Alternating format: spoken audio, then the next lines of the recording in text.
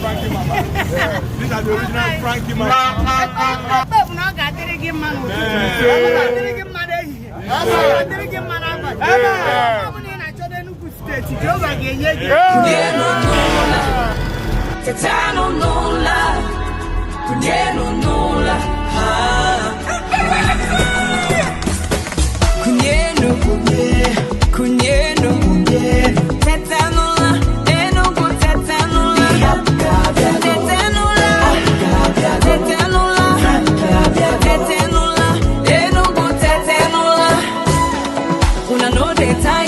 For all this stuff I had, Chetavana Enugu Punkanyo.